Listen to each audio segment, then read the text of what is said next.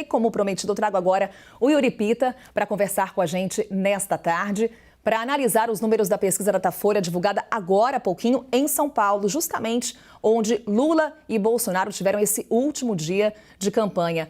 Yuri, já aqui aparecendo comigo. Yuri, uma boa tarde para você. Antes da gente começar a bater esse papo, vou relembrar os números para que acompanhe a nossa programação.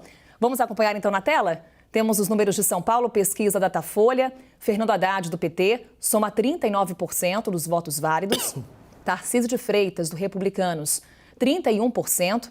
Temos Rodrigo Garcia, do PSDB, candidato à reeleição, com 23%. Portanto, pesquisa Datafolha divulgada há pouco. E o que a gente percebe, Yuri Pita, que é em São Paulo um cenário do que observamos na disputa nacional para a presidência. Pois é, Carol, boa tarde para você, para quem nos acompanha aqui na CNN. E não por acaso, tanto o Lula quanto o Bolsonaro na cidade aqui de São Paulo e ao lado desses que são os que são apontados pelo Datafolha como os dois líderes da pesquisa. Fernando Haddad, do PT, pela primeira vez o PT conseguindo liderar as pesquisas de intenção de voto no estado de São Paulo e chegando provavelmente na primeira colocação no primeiro turno, e a força do presidente Jair Bolsonaro no estado de São Paulo, conseguindo emplacar seu ex-ministro Tarcísio Gomes de Freitas, do Republicanos, numa vaga do segundo turno, deixando o PSDB de Rodrigo Garcia depois de 28 anos fora do segundo turno, segundo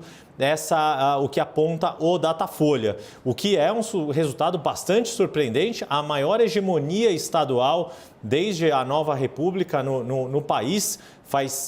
Como a gente disse, desde 1994 que o PSDB sempre venceu as eleições para o estado de São Paulo, chegando ou em primeiro ou em segundo lugar na corrida do primeiro turno e no segundo turno sempre saindo vencedor. Se Rodrigo Garcia de fato não conseguir ir ao segundo turno, ficar de fora, vai ser talvez a maior derrota da história do PSDB, além de ter das derrotas presidenciais, mas a mais sentida de todas, porque era quase aquelas corridas em que o PSDB entrava para saber se ganharia no primeiro ou no segundo turno. E dessa vez, com o desgaste ainda de imagem pessoal do ex-governador João Dória, a falta de conhecimento de Rodrigo Garcia no estado de São Paulo como um todo, mas principalmente na região metropolitana, pode estar fazendo a diferença. O apoio que ele buscou no interior do estado, frente a essas duas máquinas muito fortes de apelo popular, Lula e Bolsonaro, com seus candidatos muito leais a eles,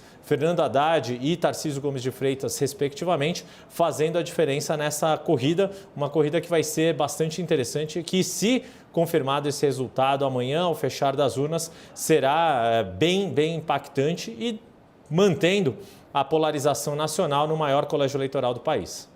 Agora, Yuri, o Rodrigo Garcia ele vinha numa tendência de crescimento. As últimas pesquisas apontaram exatamente isso. Inclusive, em alguns institutos de pesquisa, mostrava até o empate técnico com o Tarcísio de Freitas. E aí eu te pergunto, para um segundo turno, Fernando Haddad já estaria garantido.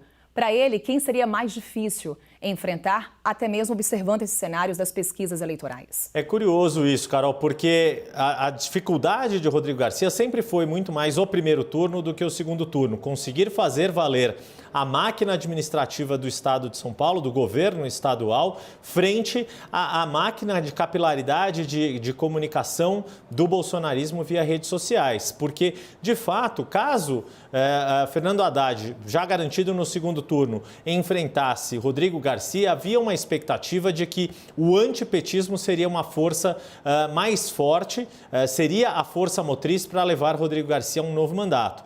No caso de Tarcísio Gomes de Freitas, aí são duas forças de rejeição muito fortes, uma contra as outras. Embora sejam forças que sejam fortes o suficiente para colocar os seus candidatos no segundo turno, o petismo, a esquerda unida e o bolsonarismo muito forte, marcando presença e garantindo a Tarcísio Gomes de Freitas essa vaga, mas a votação de Rodrigo Garcia tenderia a ficar mais diluída do que a de Tarcísio Gomes de Freitas, caso ele não fosse para o segundo turno. E aí sim, para quem os eleitores de Rodrigo Garcia iriam? Para Fernando Haddad ou Tarcísio Gomes de Freitas? Seria uma conta menos previsível de ser feita, digamos assim, ou que teria mais um equilíbrio maior na distribuição desses candidatos, porque os candidatos, os eleitores que estão com Tarcísio Gomes de Freitas, muito provavelmente rejeitam o PT mais do que rejeitam o PSDB, e se Tarcísio não for para o segundo turno, acabariam